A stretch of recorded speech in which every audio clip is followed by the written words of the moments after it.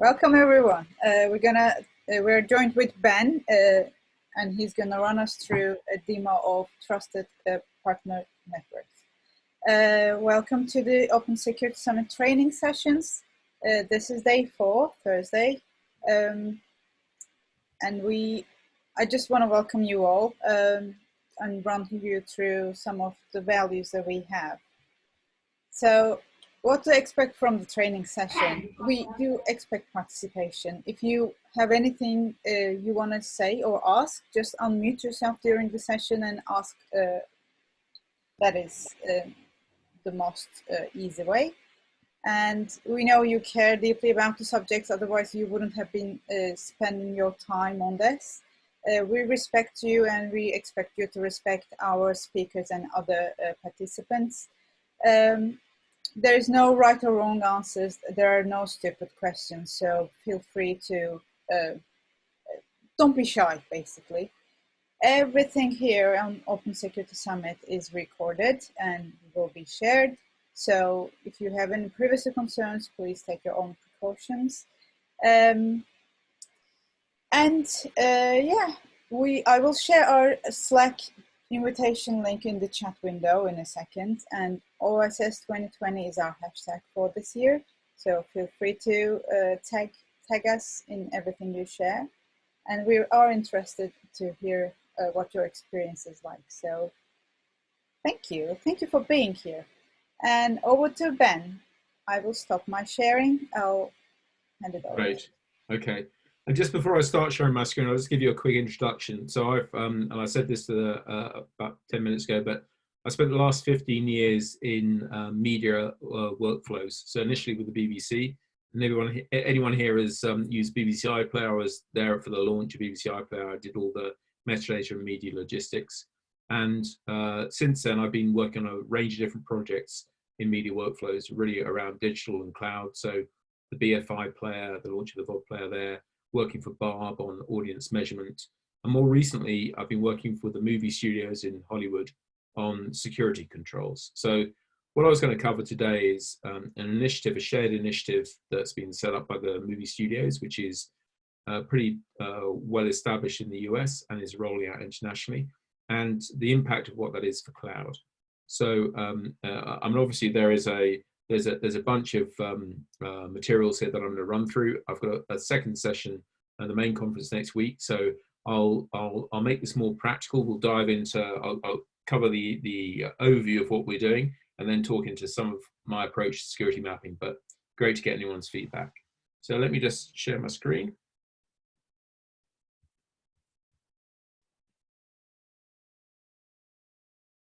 And I'll just present.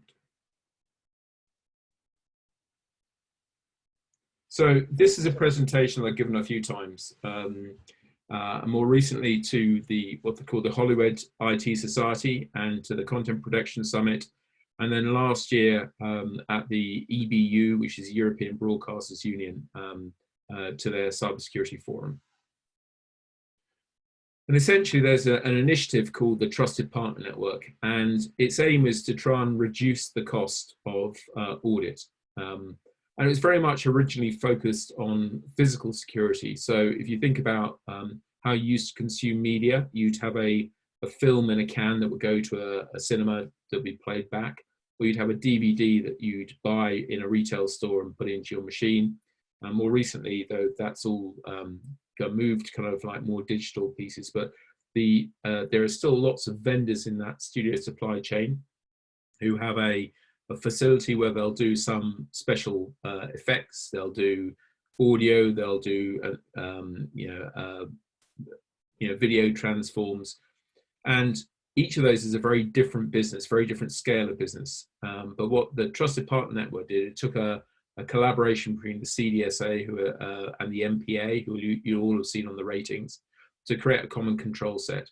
And the idea here is that when a studio selects a vendor, they can look at a shared set of audit records across those vendors and then pick the vendor they want to use.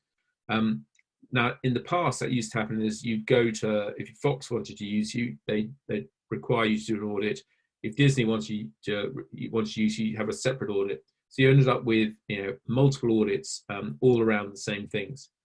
So this was the promise of the TPN, and it was launched probably about 5 years ago. But going back to what's actually happened here, we've seen a real move online. So both the audience in terms of consumption and the advertising revenues and the subscription revenues are all moving online. There's been a shift away from linear television in terms of audience and revenues. And alongside that, there's been this revolution in terms of production. So there's been a big change in terms of how people make content. You have seen that yourselves with the move from kind of 35mm film to digital cameras. But if anyone's in the industry, you'll see companies like Arri or Red who've got completely digital processes now. So they're shooting 4K, 8K content directly on digital cameras, and then that is staying in that digital format throughout that production distribution. A lot of that has been, though, very high-end specialized kit in particular locations. And where there's been a shift now is to cloud-based workflows. So I spent a lot of my career working in media in the last 15 years, working for Red Bee Media, who do the playouts in the UK of the BBC and Channel 4 and UK TV.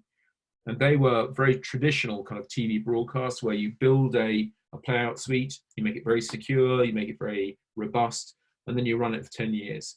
And what's changing now is that as those audiences are shifting and people are having to distribute to multiple channels, there's been a shift to cloud-based workflows.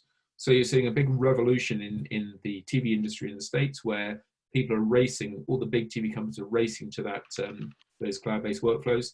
You're seeing capabilities in terms of rendering and production going into the cloud.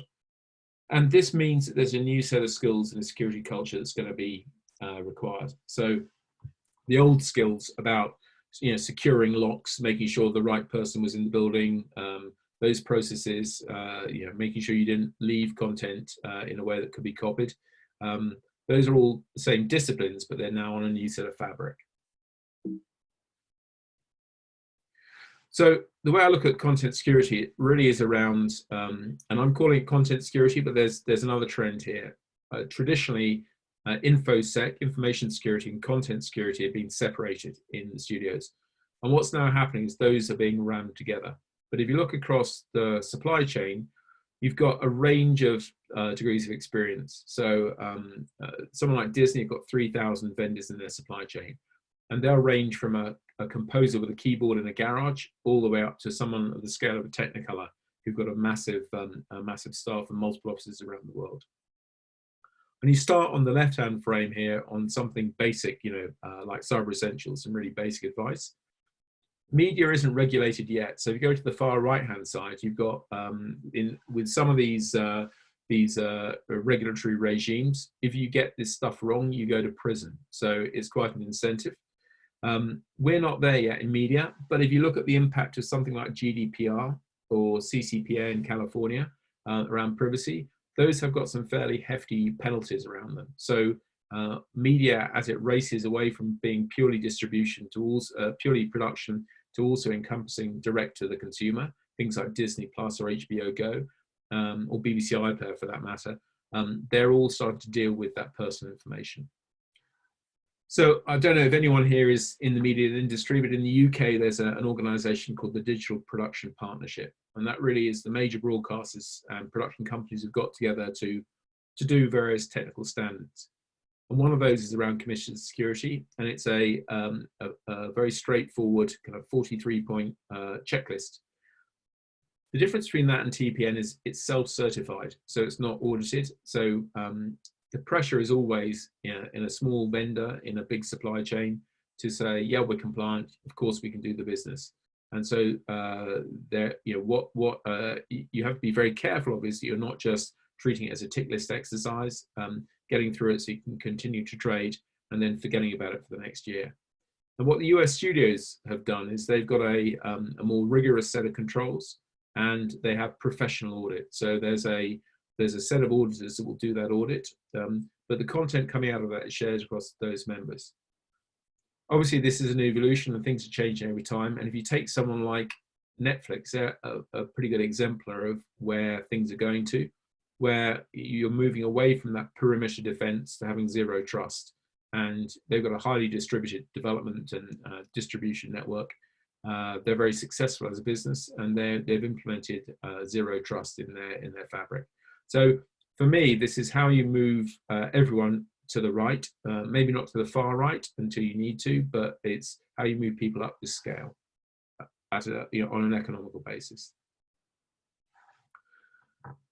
When you look at the controls, and I can send out the link if everyone wants to look at this. You can go and look at the links for the Motion Picture Association, which is got the best practices. It's like 100 pages of PDF. It's pretty difficult to get your head around that unless you read security controls every day.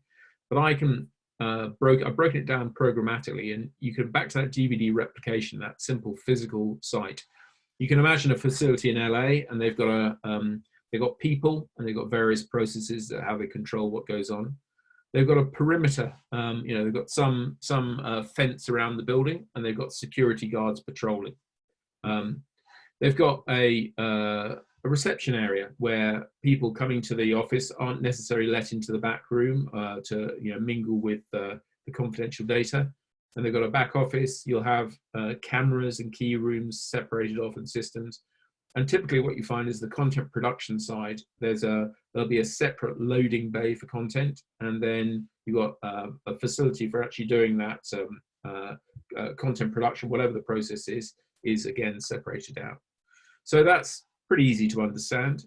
If you make that then from a digital perspective, you can relate those same blocks to the firewall that is your interface into the network. A switch then routes you through either into a DMZ, which is where your content production network will attach to, or to a guest Wi-Fi if you're on reception, or to the back office network. So there are some good analogies here. And what you'll tend to find in this area is that people completely isolate their production network. So there's no possibility for someone who can gain access to the Wi-Fi or to the office network to be able to jump onto the content. And everyone's seen breaches of content. Everyone here is familiar, whether they choose to use it or not, with priority content. But quite often that is done, that is gained by very simple means. So the recent Game of Thrones loss that happened with Prime Focus in India, that was I believe was an operator sitting in an edit suite who was pretty poorly paid, I guess, and he had his girlfriend in the suite with him, and she phoned it. She recorded the latest episode on her mobile phone, and that's how it got out. So some of these things are much more basic they're not that sophisticated an attack. Now, obviously, when you move to a cloud, then a lot of that fabric you've got, which is local, is abstracted into a cloud fabric. There will always be there'll always be physical people, even if they're located as at the moment with COVID in their home office. There'll be facilities that have at the minimum some sort of local network. When you move to cloud, though, it's all about software release. So about 2 years ago, the TPN, Trusted Partner Network, this alliance, decided, look, we've really got to get on top of this cloud thing. We need to make sure we understand where things are going with cloud. And they embarked on a set of custom controls. So they started to create a set of custom controls that meant that the content was equally safe in the cloud as it was in their traditional supply chain. And for me, it's all about code. So whether you're building applications, whether you're integrating applications together, or whether you're configuring cloud platforms, it's all about that code. But the original model was, say, we'll have app and then we'll have cloud. And those are the two areas. And I don't know if anyone here has been to a cloud data center, but it's probably the most physically secure thing I've ever seen outside of the military. You have no signage, they're in remote locations, they're very unobtrusive buildings, they don't advertise in flashing lights, we're an Amazon data center. And when you rock up to the front door, you go through lots of physical security, airlocks, armed guards, and then you're into the back of the building. But they are inherently very secure. But the problem is the way that most people in the media world look at this is that it isn't just one application on a very secure cloud platform.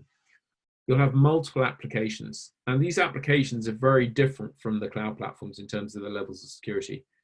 Typically, and I'm sure this is true of other supply chains, you'll find that these organizations are maybe 10, 15, 20, 30 people at a pinch. These are small SaaS applications with a small team. You'll find that the CTO has root access.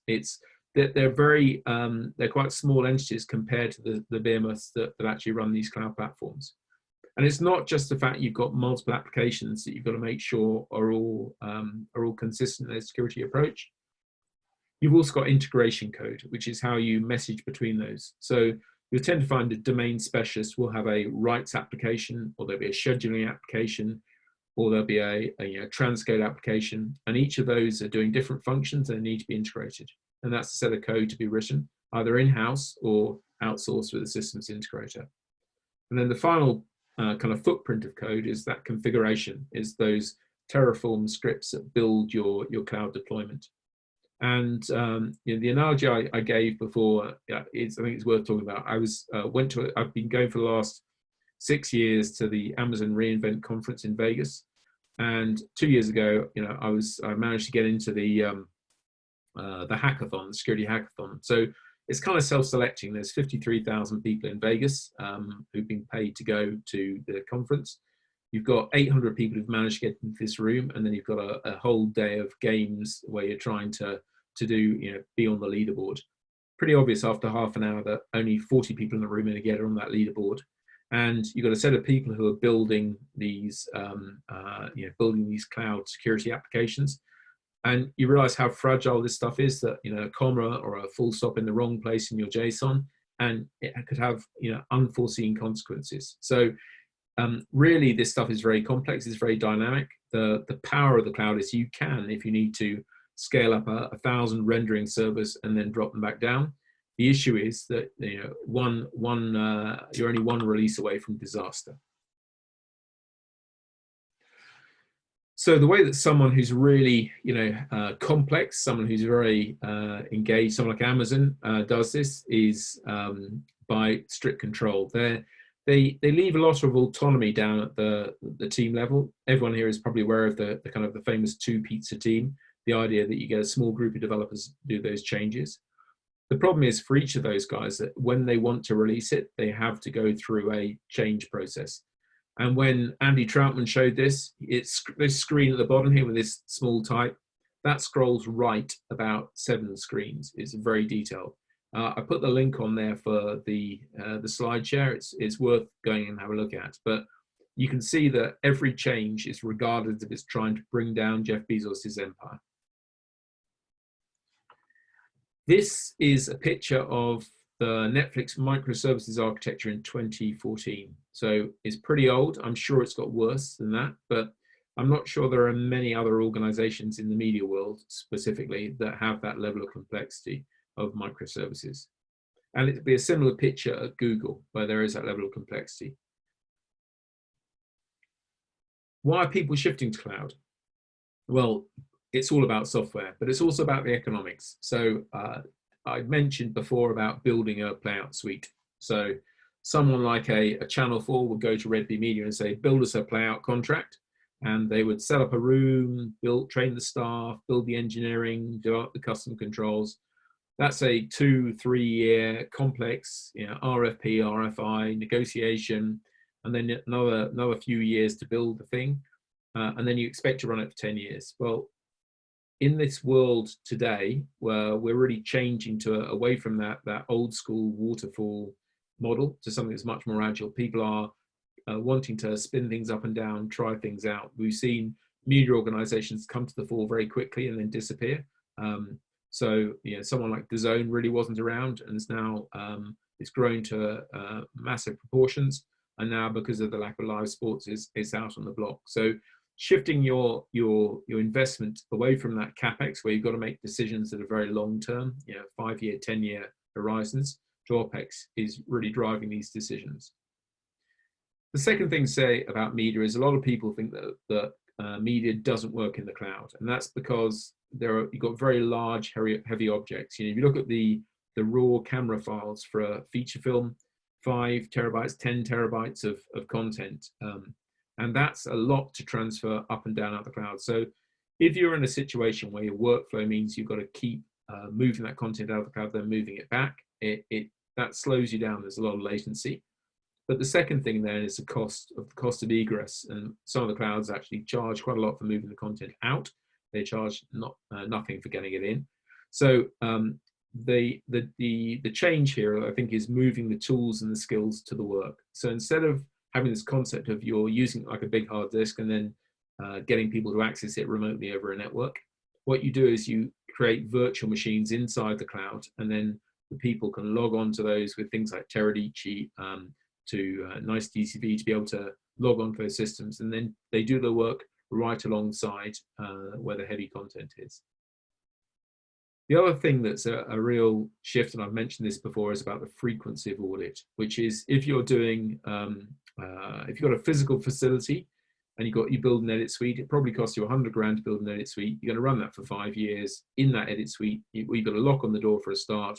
The facility has got cameras and locks. You've got secured areas.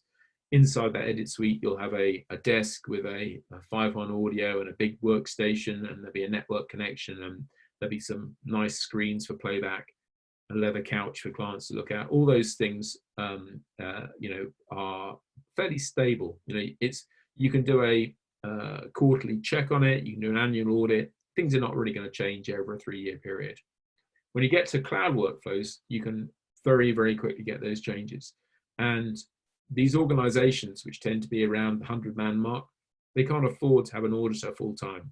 Many of them don't have a full-time security person. So you can't, if you're going to keep this up to date, you need to be very frequent in your checks on what's changing. So this App in Cloud initiative really was launched to extend that original question about controls and extend it into the cloud.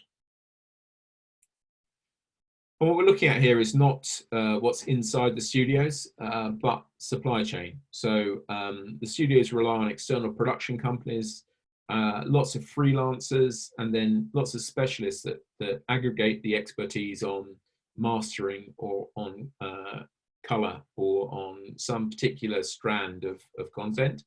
And so there's a full range of business sizes and types. And I mentioned before, Walt Disney's got 3,000 vendors in that supply chain. NBCU is probably 1,600.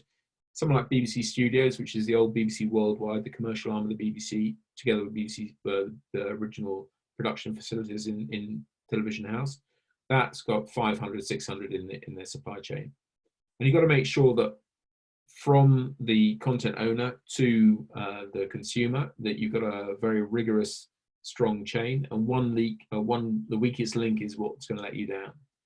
And it's also making sure that the within the vendors in that supply chain, they understand that it can't just be lip service security, that they've got to be actually securing the assets over time properly.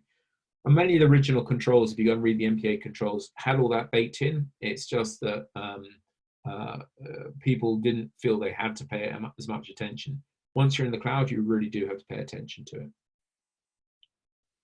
So what happened was embarking on this exercise for writing the controls, there was a lot of custom controls. I don't know how many people here are used to dealing with security controls, but it's a painful process to originate them. So you have a number of opinions, very strong opinions from some very large companies. And so this was a 2-year process with lots of writes and rewrites. Everyone wants the nice high-level view, but you need that low-level detail to be able to do an audit or actually do implementation. And this became a millstone around the TPN's neck. So around Christmas this year, took a different approach and said, look, instead of taking these controls and validating them by mapping them out to industry standards, why don't you flip that round and say, let's pick on the standards that group together and then map from them to the control set. So in other words, you decide which control you're going to follow, and then you adapt it to the procedure you have locally. In that way, by using the industry standards. Any changes then can be reflected in your control set. You don't have to continually try and map against these external standards. They'll tell you when there are changes that map against different threats. The second thing is, I guess the cloud platforms are all very keen for media and entertainment to be on their platform. So Amazon Web Services has a lot of media and entertainment business. Azure are growing very fast. Google would love to have a lot more media on their platform. In China, you've got Alibaba, and then you've got other cloud platforms below the kind of the giants there. But each of those cloud platforms have some best practice. So I don't know how many here are people are cloud certified, but there's well architected. There's various different certification processes that mean there's a lot of collateral to help you do the cloud right. So the next bit really is around documentation, and I mentioned that 100-page PDF, and if you go to the MPA and look for, well, just Google for MPA best practices, you'll see it's an incredibly dense set of jargon and documentation, and by the time you get to page 100, you've kind of lost the will to live. So it's how you make sure that you deliver this documentation, this controlled documentation, so it's meaningful not just to a security expert, but also to an exec. I think the key to really reducing the cost here is automate the tracking and the checks, so that typically, and again, I don't know how many people here are expert in audit, but an auditor will rock up on a site, they'll ask to see, right, show me your process, show me your documentation, they'll interview the execs, they'll look at the configuration, and they're looking for cracks, and when they find a crack, they'll kind of hammer a wedge into it. And a bit like taking your car from MOT, you can always find a problem. There's always something that needs to be fixed, and it's making sure you get that right kind of balance. But I think, especially with cloud and with agile software and with continuous deployment, you need to have some automated tracking process that highlights which change, where there are anomalies, where there are changes. And the audit process changes from that interrogation, where you're looking for weaknesses, to looking at your processes that are showing you your current weaknesses and working out what's the economics of what you should and shouldn't fix. And going back to first principles, the only truly secure computer is powered off, sitting in a Faraday cage in a concrete bunker, and that's not of much use to anybody.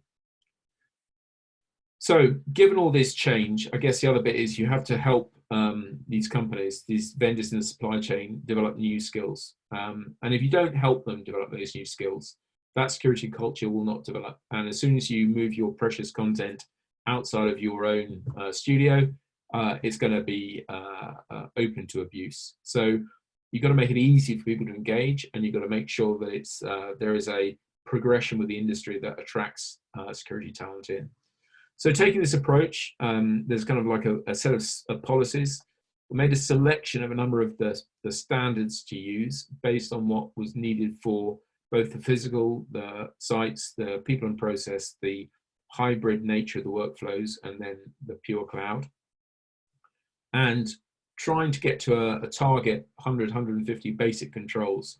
So I think I've got up to, in the last 4 months, about 2,000 lines of controls, which is the blend of all these things together. And it's how you reduce that down to a meaningful kind of 500-600 controls, which is the right level of detail. And you push all the really detailed implementation information out into a guide, into one of those secure config guides that the cloud platforms produce.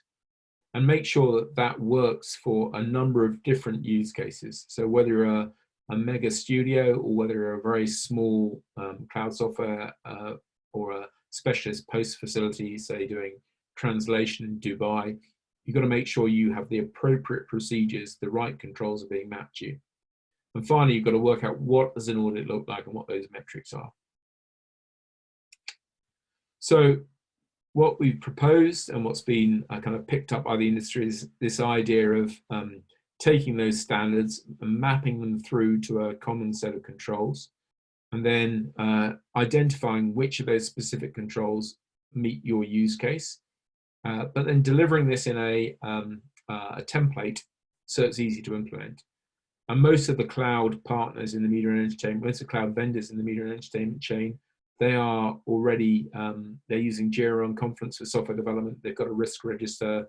They've got operations manuals. They're doing recording of meetings. They're tracking incidents of defects. So it's a very familiar process, but in delivering it in this way, it's very easy for people to then align and adapt what they've currently got to match up with this. So that's the first piece I want to talk about today, is controls. I won't talk in so much detail, but I've alluded to the collateral that the cloud platforms can provide. This then leads to a process. So within an organization, you're now going to have a documentation system, an information system that people can use. So whether it's a wiki on a Confluence, whether it's a SharePoint, whether it's a set of Word documents, probably not on paper, how do you make sure that you've got the latest version of the right content? How do you make sure that people have used it properly? And quite importantly, how do you update it? So again, I don't know if people here are familiar with the concept of an ISAC, but an ISAC is basically publishing threats, and you have circles of trust. So obviously it's not a public broadcast to all the attackers to say we've got a vulnerability, but it's letting the inner circle know that there's a potentially serious breach, and then people can respond to it. And there's a common threat model, and that will update your risk register. You may need to add to your risk register if there's a new threat. And on a kind of slightly longer term, those new threats will filter through the controls, and those controls may then change. So those updates, it's very important to keep this current, is to make sure you're reflecting the threats in your risk register, but you're also updating your procedures to map against the changes to the controls. And obviously, the most important thing here is people. So, security here is not about it is not about the technology. It's not about the systems. It's about the people making those choices as to what to do. There's no point making people have strong passwords if they're so strong to write it on a post-it note. There's no point in getting people to follow a process for remote working if they log on a compromised machine in an internet cafe. So it's making sure that the people you've got, the skills, that culture is properly developed. And if I go back to the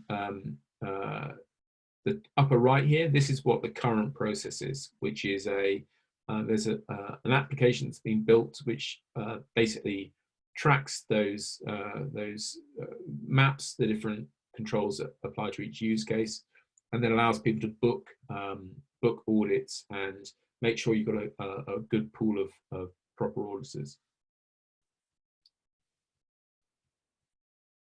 So what this results in is a kind of like a mapping that says, if you look at the top level, and I've picked I guess a set of blocks here that says you've got your people and process, you've got your physical sites, you've got a development life cycle, you've got your infrastructure management, that configuration, and then you've got your cloud platform. And those are the kind of the buckets that we've aligned these controls to.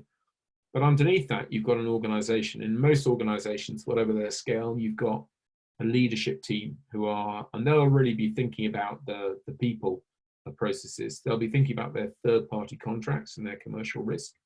They'll be thinking about their policies and about what their risk register, their threats are. You'll have an operations team. And that operation team is, again, granting permission to different content to different people for different tasks. That's all around identity. And then obviously you've got what is called data in most of these controls, but I'm counting the data as being the media assets. And you've got physical locations. So that's the people and process and site security areas. And then on the from a security point of view, most of the ISO standards and this standards talk about having a security team drawn from the business and from the technology groups who will respond and stand to if there's an incident. And then also they're the ones responsible for the audit and control. Underneath that, there'll be a set of people actually doing the configuration, the setup and the management, and making sure that the keys are safe. And then from a development point of view, you've got the business flows, you've got the core code, and then you've got the kind of the services that are presented externally in the development lifecycle. So hopefully that gives people a good picture about what the what the challenge of what I've been trying to do. I don't know if anyone here is kind of familiar with what I'm doing or in this space, but that gives you the, if you like, the landscape of what I've been trying to do. What I was going to do next is kind of dive into the control set and explain what's going on. But any questions at this point?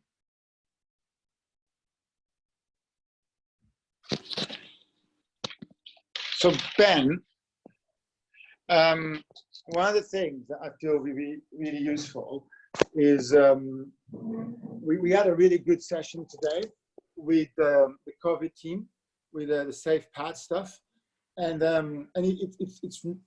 it's really cool the way they're doing it, and I think they give us a really good use case for this, right? And so they're already, for example, trying to use ASDS, the mobile testing guide, all these things. So I think that, you know, we're going to start to map what they do, and the threat modeling and the risks and the vulnerabilities.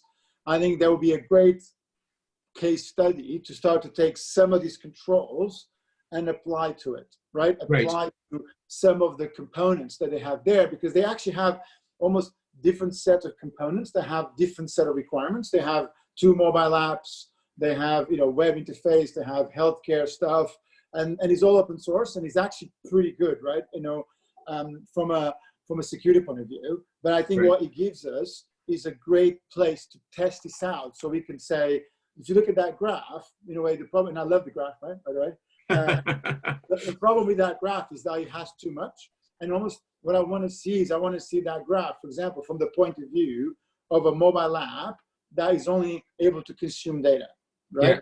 I want to see that app from the point of view of the healthcare infrastructure that now has to take the data and process it and goes that stuff. So see the graph from those point of views.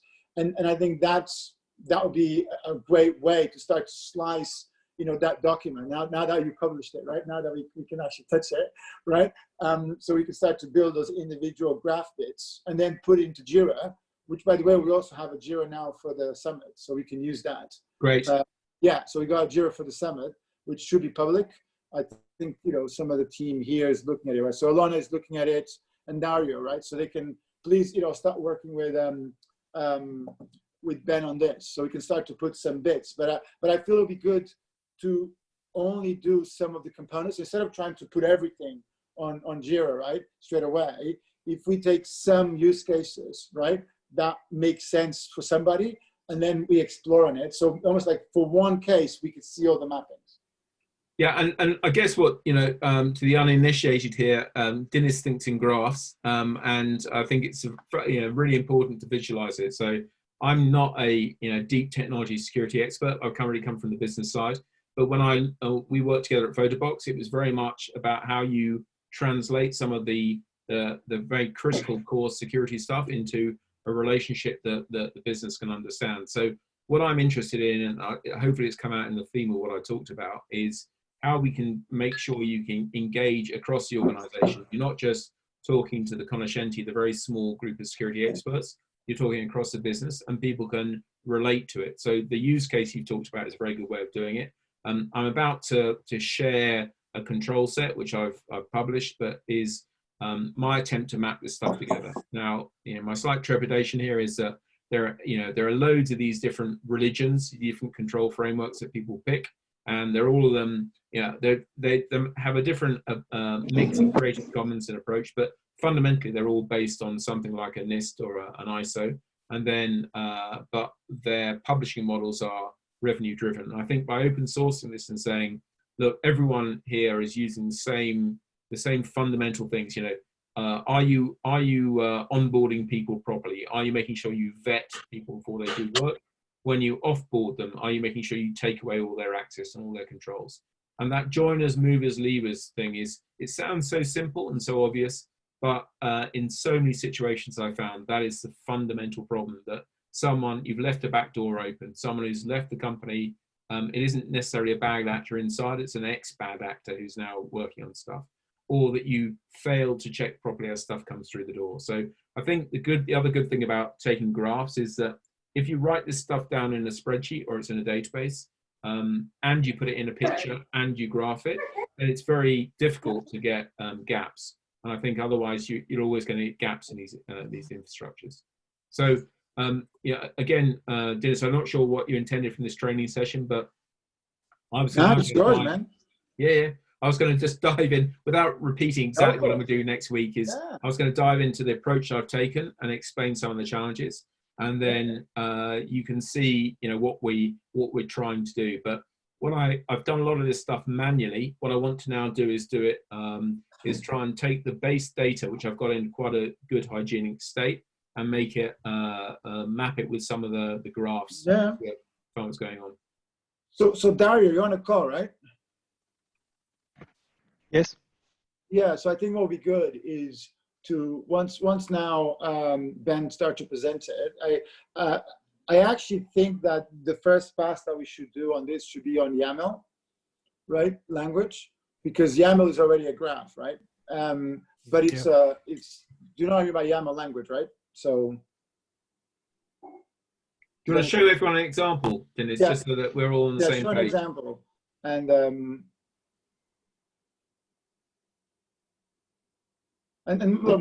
maybe just from where I come from this, what I found very exciting here is the ability to do one thing that touches 5 standards, right? Like that is an amazing thing to do, right? Where I have products that I want to go to market, and I'm more than happy as a company to say we are 58% compliant with that standard. We're 98% compliant with that standard. We're 75% compliant with that standard. And actually, we consciously chose the ones we're not complying with because maybe we don't believe they're relevant.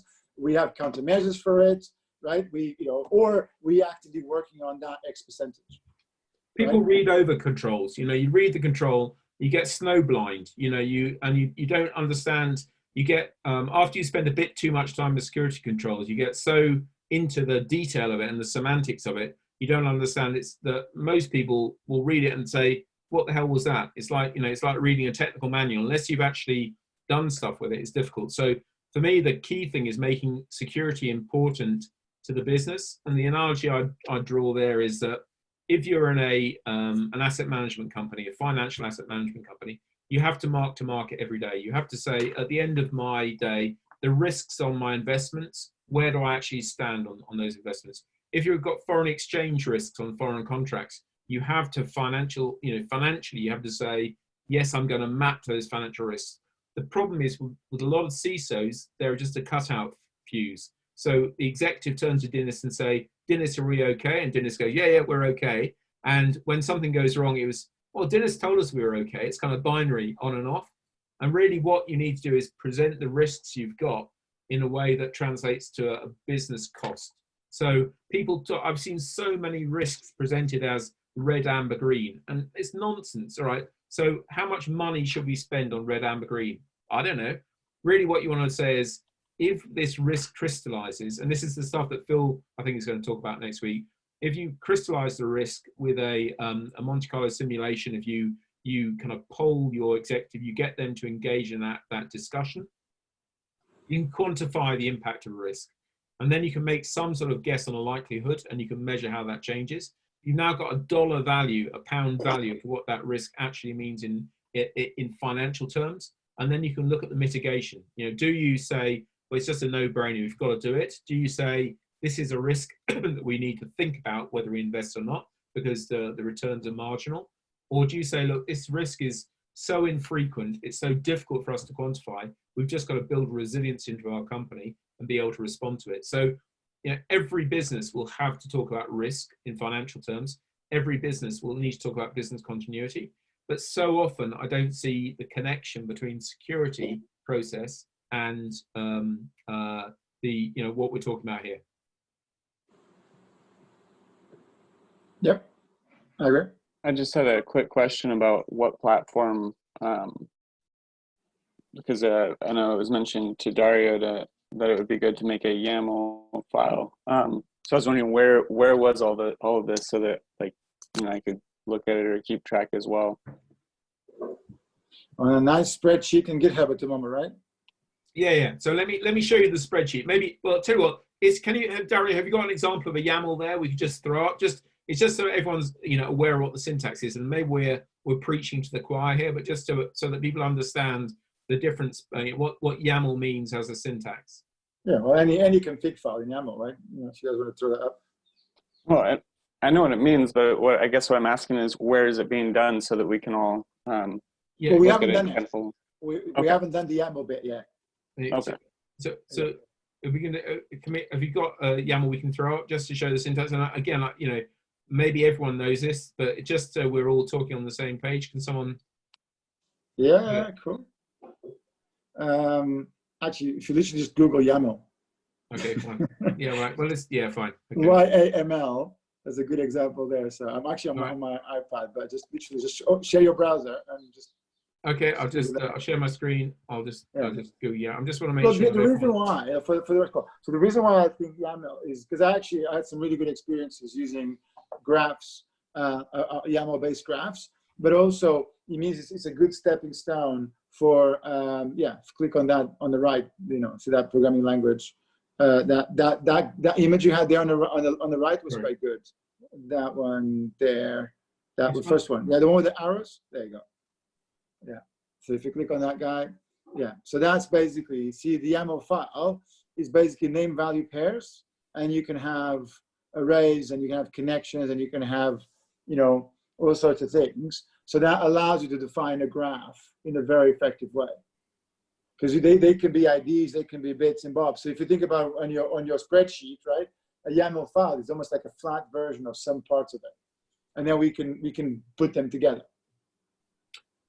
Yeah. So I mean, I'm back to you know, the question about where this stuff is. It's all going to be available on the Open Security Summit site. It's going to be available on the GitHub, so you'll be able to look at it. But at the moment, it's kind of work in progress. Have you showed the GitHub repo?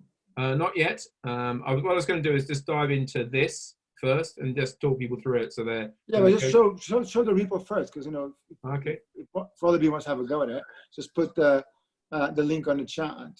And, perfect. That'll let me see a little bit more of the.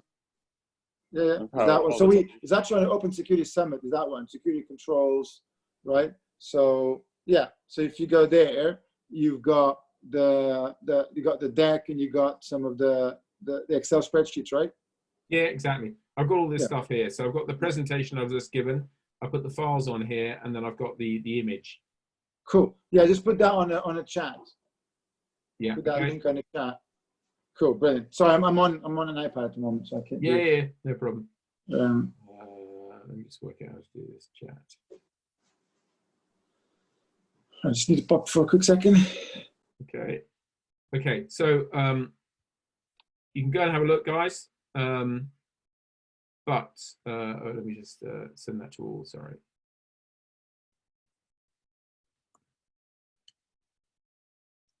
Okay. So the approach I took was to, and it's pretty brute force, because this data is in, you know, a lot of it's published in PDFs, and just for, you know, in terms of the sources here, I put the sources in the spreadsheet, but you can get to the MPA best practices. The ISO content is copyright. So I personally own the ISO standards, but what I'm referring to is the mapping that's been taken from other initiatives around CIS and CSA. So I'm trying to be very careful here not to kind of change or modify. These are the original sources. All I'm doing is aggregating them, putting them together.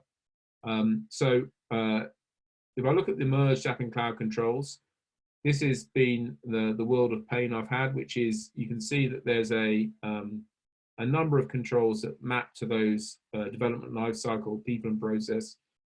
These are the CCM controls, and then there are different mapping candidates against those. So if I look at the MPA controls, and I'll just sort here from A to Z, you can see here we've got the, again, it's rather small screen, but you've got IO device security. Here's a multi-layered network architecture. So you can see the sort of level of detail you've got in a bunch of controls. But maintaining this level of detail and then extending that to the cloud is quite a tough call. So the idea here is to take these original sources and then create some sort of mapping that says, here is our top level map. Here's our high level control, and this is what it relates to. Then hopefully what you can do is you can now say, we're not, so this is control, it's about production wireless networks, and here's where it maps to. So within the CDSA Association, there's a committee of 48 people, and we've had various people collaborating and taking on bits of this and mapping it. Now, this is all opinion. This is all professional opinion from people who are in the media industry and, you know, quite well dug into, and they're, you know, they're practitioners. But you're always going to get divergence, which is why I'm keen to try and put this into an open source framework so it works properly. If I look at the OWASP ASVS stuff, let me just scroll to that.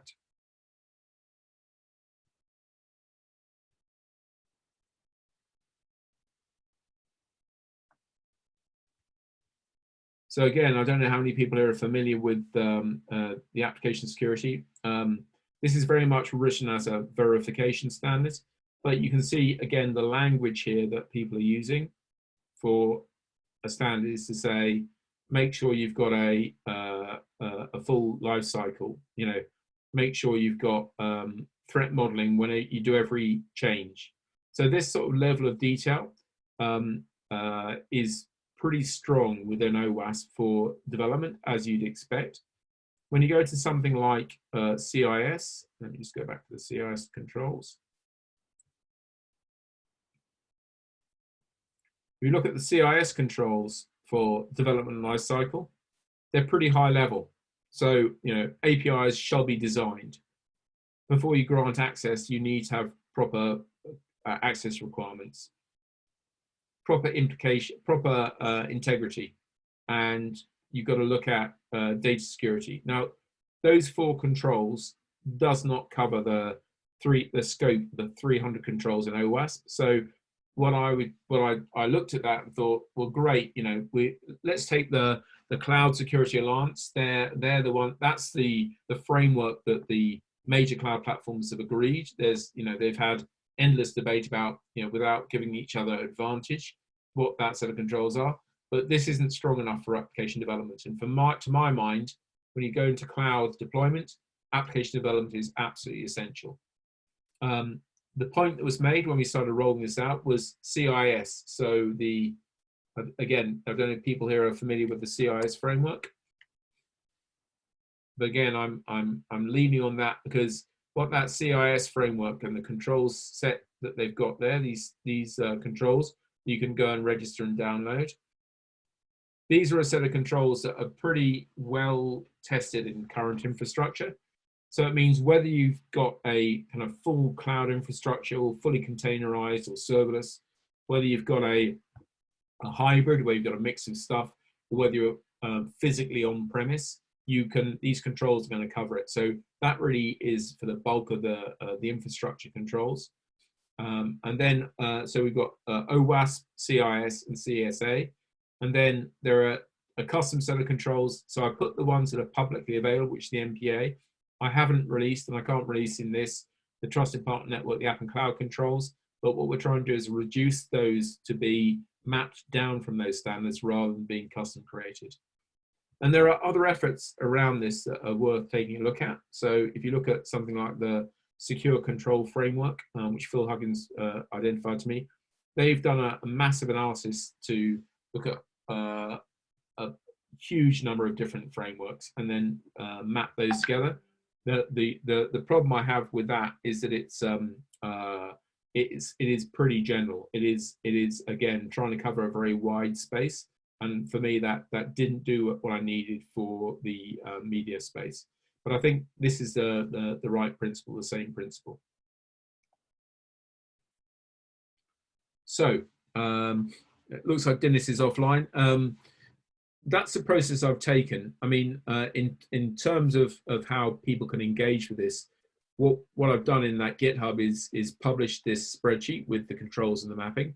What I'm trying to do is initially identify the key set of the high-level controls, because I believe that most people in the organization are not going to get below the top 2 levels of that hierarchy. So if you look at those 5 buckets I put forward about site security, people and process, cloud infrastructure, infrastructure configuration and development. I don't think most people, when you go below that, most people are not going to get below the next level down, and they'll probably be only interested in one of those domains. But it's how you make that relevant so that everyone can understand it with it and engage it. And I think, Dennis has brought up an example of the kind of COVID response and how it's been done in an open source way.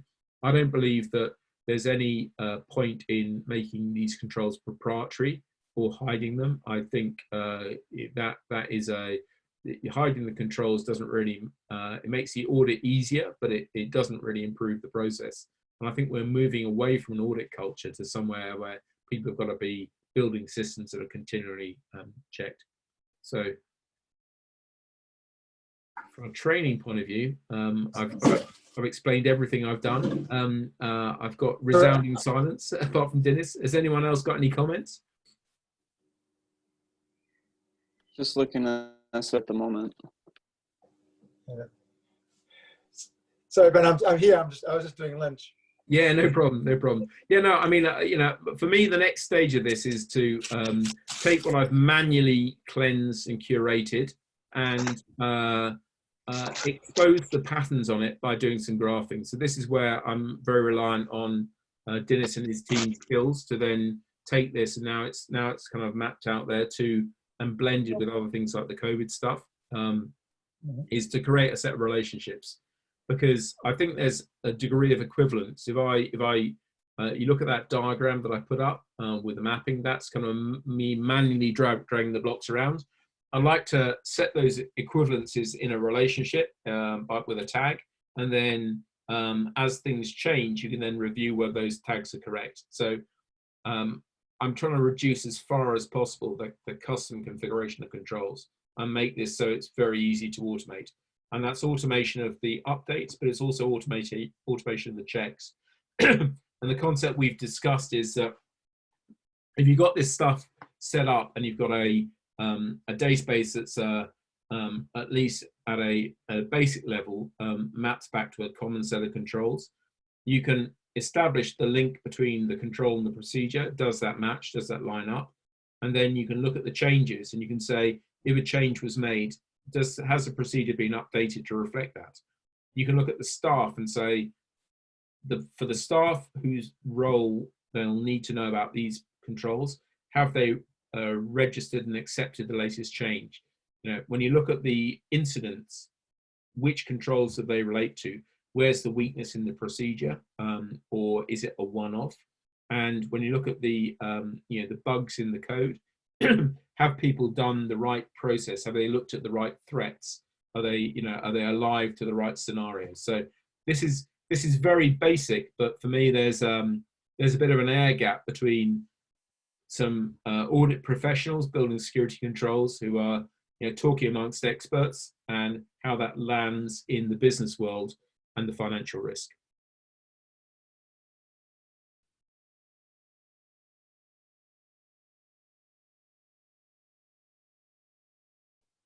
I think I've probably exhausted everyone. Any comments from anybody?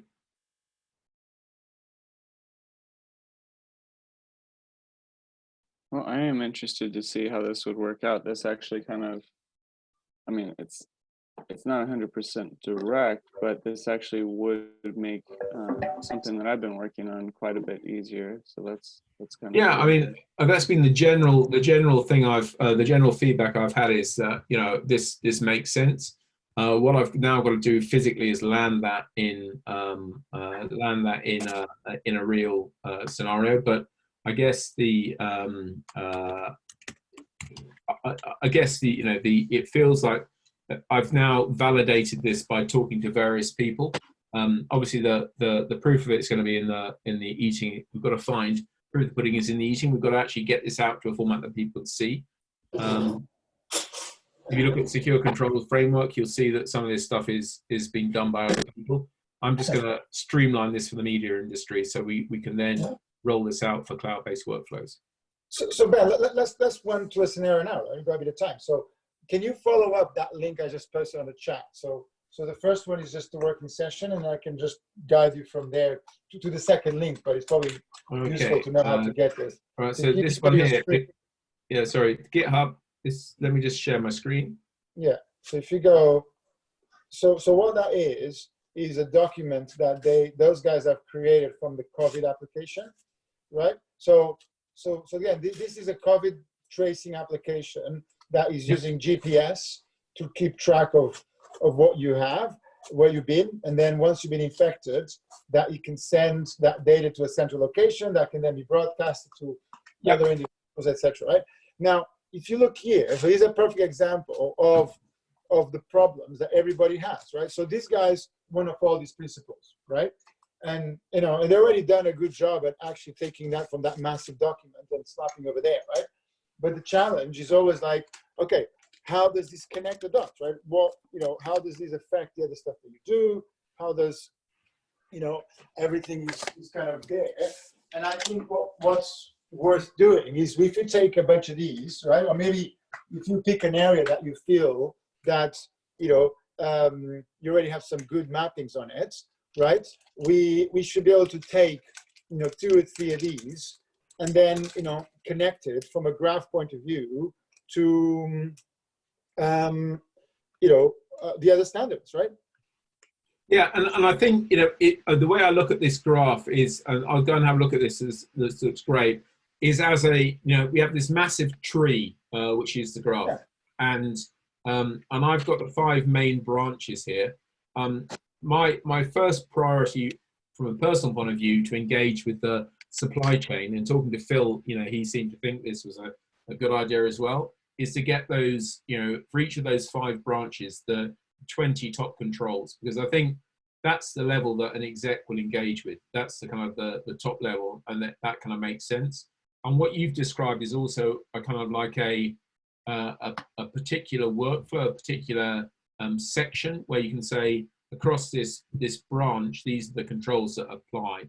I think the other one is the bottom up, and what I'm hoping to do is I've got in that spreadsheet, you'll see there's something like 1,300 rows. I'm hoping to prune that down so that you end up with you move a lot of the more custom controls out into configuration guidelines. Because I think when you get down to a real granular level of detail, some of those controls are so specific and so niche that rather than keep them in one control set, it's best to have them in a kind of working document. A bit like as you've described, you say let's map a process. That should be the guide for visual effects on the cloud, or it should be the guide for you've talked about here about a particular scenario around an app. But I think putting it in a database, like that would make all of it so much simpler, like having it all function relationally. Well, it's not relationally. I mean, it's relationships. It's the graphing, I think, that's important here, because then you can kind of traverse the graph up and down, and you can work out whether what I found is what's really interesting. And there are loads of these mappings. If I go back, let me just share my screen. I'll show you the mappings that. Let me just go back to the map. Sharing it. Let's see this. Best practice now. It's the CSA. So these. Find it. Here we are. There's I'll open a different application. Hold on. Yeah, so here, this is a kind of typical type thing you'll see from a security control framework. So there's lots of people here who have here's a domain, and you can see here they've done mapping against MPA. There's the and that's an older version. But there's your MPA mapping. And you can see it's a very sparse matrix. Now, what's really interesting, if you took that control and then you looked at the mapping that they have the other way, they don't necessarily work out. If you look at the amount of work that's gone into this mapping, it's so highly subjective, and it is, whereas if you have a graph, you can kind of if you can programmatically kind of compare how this looks backwards and forwards. What I found was when I did that reverse mapping, there was a whole load of stuff where there were, people had obviously lost the will to live. If you handed 700 controls, you got to categorize. At some point, you just get tired and you give up. And it's by making this map with a graph, people can easily see with a heat map where things are wrong. So, look at the amount of work here. Who's going to really query or question one of these? But I got a question here. We've got the OWASP Top 10 2017. That's the wrong standard to be mapping to. In my opinion, because I started off mapping to OWASP SAM, but SAM is really a security maturity model. It's not a control set. The control set you should be mapping to is ASVS. So here's an example of a big organization talking about mapping. In my opinion, and I'd love to be wrong, they've picked OWASP Top 10. That isn't the mapping they should be using. I don't know what you think, Dennis.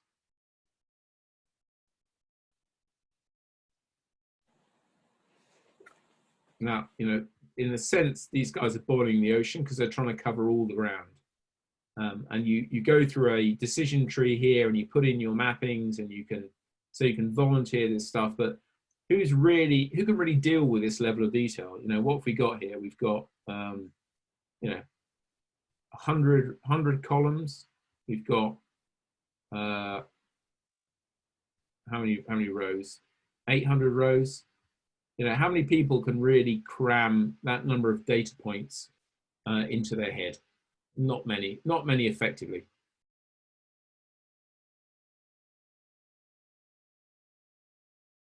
And it's the same if I look at the MPA best practice. Let's go to the MPA best practice. And I'll just show you the document. I'll show you here. This is.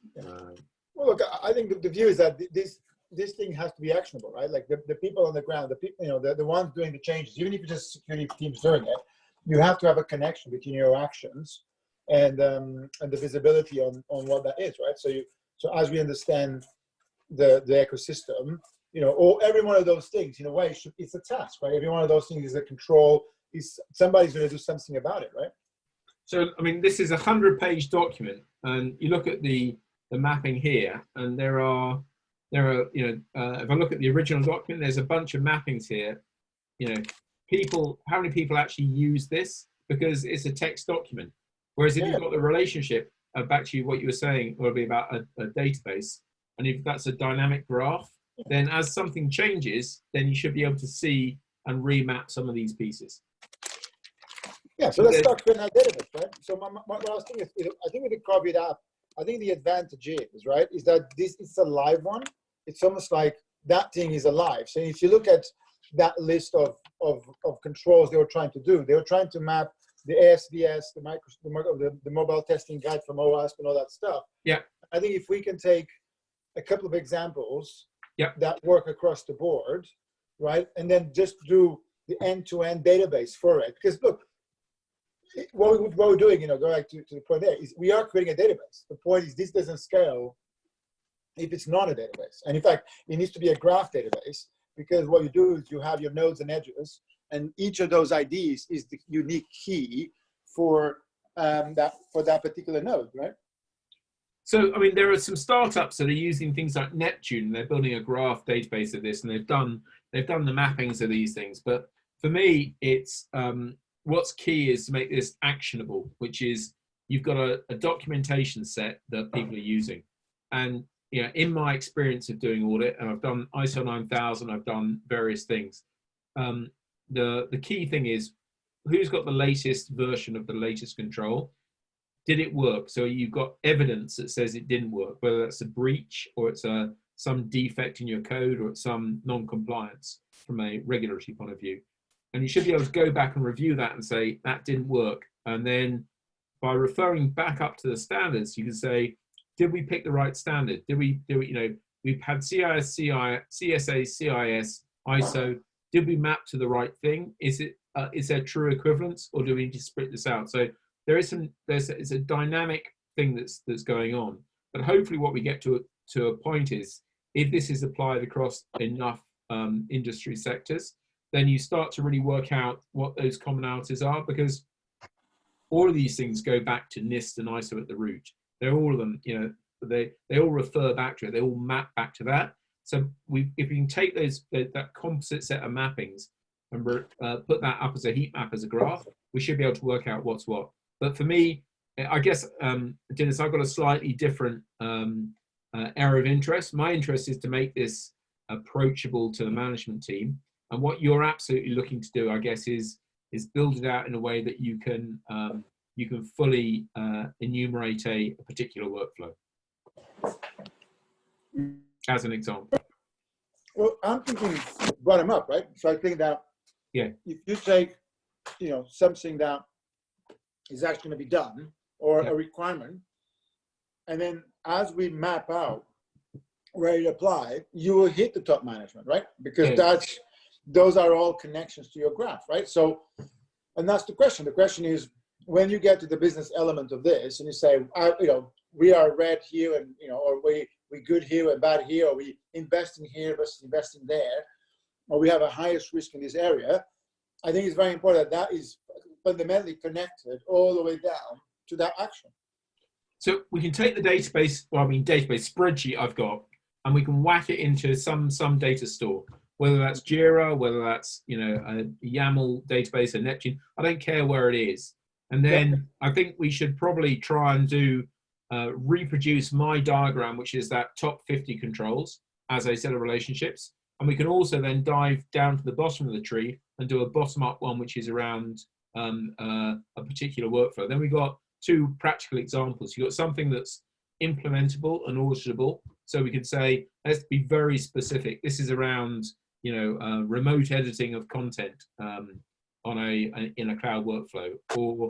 But it also means that when you take the shape of it and give it to a vendor, an exec level, when they've got a structure that's very simple that relates back to SOC 2 or ISO or NIST, anywhere they hit someone else's mapping, they can say, oh, well, this is how we relate to it, which is, I think, your point on a very selfish basis for Glasswall, wasn't it, Dennis? Which is you want to be able to track as a kind of horizontal application that you're presenting. You want to be able to work out how your service maps to people's requirements on a regular basis. And look, and that's a real world pain point, right? Yeah. That everybody has, right? We're all receiving these, you know, in fact, we send them out too, right? Yeah. These third-party security requirements, right? And the question is how to scale them, right? And here's the issue you've got, which is, you know, we've got a transition to cloud, which is hitting media at the moment, and it's really accelerated. You know, whether or not it's going to hit every industry, but in doing that, there's an opportunity to say, you know, just having highly paid consultants, just having paper isn't good enough. You've got to represent this stuff as a dynamic set of data. And when you find there's an error from evidence, you've got to go back and challenge your assumptions and say, did I map against the wrong thing, or was the thing I mapped against wrong? And then you've got a chance of correcting it once and eliminating systemic errors. And that basic principle is the principle of audit, whether you apply it to, you know, quality control. You know, I've seen too many of these quality control schemes collapsing on themselves because they're too difficult and expensive to maintain. And I think by using other people's control sets and just maintaining the relationships, then you've got a good chance of debating that with the people that own those control frameworks. Because you can go back and point the evidence at them. You say, in media and entertainment, here is this problem that I've got, and your control doesn't cover it. Or there's a new threat, your control doesn't cover, fix it. Or we're going to make it, or this is why this area is more suited to the particular problem space. Sorry, I was talking over someone. Oh, I was just going to say, I like it too, in a sense, for a different reason. It kind of enumerates different attack vectors that could be used that might not otherwise be noted. You know, for testing, security, and that kind of thing. Like, I mean, it has it all put together nice and neatly. And if someone's not going according to specific standards, you know, if they are off a little bit, it gives you an option, you know, shows you what your options are in essence. So I'm interested in seeing this in a database as well. Yeah, and that's the beauty, man. imagine, and I had some times of this when we had some decent mapping done, is imagine a situation where you can track back specific incidents, specific actions, specific track actors to actually specific controls will impact specific standards all the way. So the beauty of, again, this graph is the more you augment it with different types of metadata, different types of connections, the richer it becomes. But at the base of it, you got to be able to reduce it back to those top level controls, because then you can. Here's the real issue we've got is responsibility. So who at a business level takes responsibility? Who takes the budget hit? And we saw this at Photobox, didn't we, Dennis? Which is who is on point for spending the money? No one wants to take it out of their budget. Yeah. They like to say, oh, we're going to put it in a security budget, but that always gets capped. Whereas no one is going to cap a financial hedging risk budget. That's the core of the business. So I think you need to, in this kind of digital world we're evolving to, this cloud world, you've got to be able to have get these people who aren't used to dealing with security to look at it as in the same category as a cyber risk looks like a financial risk. Like that kind of reminds me. Yesterday we had a presentation on Wardley Maps. Someone was trying to commoditize an aspect of their system, of their network, and what they ended up doing was finding that the security keys, the secret was they were insecure, and they needed to figure out a way to automate that. So in a sense, finding those relationships, finding those relationships, really, that's going to be what you lean on to give that little push for security. So that kind of map also shows that as well, the kind that you're talking about it. But you got those, so you got some incidents, you got some evidence that says, some facts that say this has happened. And then you if you got enough of a heat map, you say, this has happened 5 times, and it is, the impact has been significant. So there's a lot of noise stuff you're never going to deal with. It doesn't matter. It's maybe messy, but you're not going to deal with it. But if there's something that gets recognized as potentially a big threat, a big risk, then you want to go back and just check on your procedures, and then check on the controls you're mapping against, and check on the standards. And I think giving that feedback back to the standards, I'm sure it's a one-way street that never comes back to those people. There's some very dedicated volunteers maintaining those frameworks, and there's some people with a degree of confirmation bias that they've always used this framework, they know it. There's a bunch of professional people who they make their money, their high fees out of knowing it better than anyone else and doing the translation. I think it's also democratizing the security controls so that they actually are relevant to business. Yeah, I think another thing, I guess, that's kind of a value other than just heat mapping is looking at the dependencies as well. Like seeing, okay, this part of the organization is dependent on the security in this other area here. You can see that pretty clearly through what, if you look at the diagram that you drew up and how everything kind of flows off of that, you can see that pretty clearly, and it would be easy enough to say, it's kind of, it along with that heat map, this is the kind of like pressure that we have that shows that this needs to be changed. And then you have who it affects, and you put those two things together, you have something you can bring to them and say, hey, you guys need to be able to help, to push this forward too, because this actually affects you, and this is how, and we can show that this, in fact, but having all of that data together in one cohesive bit, that's going to be important. That's really cool. Yeah, good. So anyone else got any comments? Hopefully it's been useful. I was going to say, Dennis, that probably I've exhausted my capacity on this, and I actually have a clash with another call in 10 minutes. So I don't know if it's possible that, I know it's kind of early to wrap up, but if we can draw this one. No, it's perfect. It's fine. Okay. Hopefully it's been a really useful session for everyone. It's a lot of work to do, but I think there's common interest here. If we can adapt what I've done and then take some of Dennis's smarts on the graphing side and make it visualized, then I'm pretty sure I can take this back into the media and entertainment space and get some really good engagement with it. But every supply chain looks the same. There's a bunch of small actors, whether you're manufacturing, whether you're financial services. They've all of them got a big supply chain, and everyone says, yes, of course we comply because they want to tick the box. And somewhere in head office, this financial organization say, yeah, they're all compliant. It's all, but if we can actually make it so it's dynamically viewable, you can start almost crowdsourcing your threat mapping and your modeling. You can see what's happening. You can get some feedback that's going on. So I think it's very useful. Yeah. Oh, look, I think also we have to give you a big thanks, man. You just open sourced a huge amount of thinking, right? It's something that a lot of people try to do and have been able to deliver, right? So now, congratulations to you, man.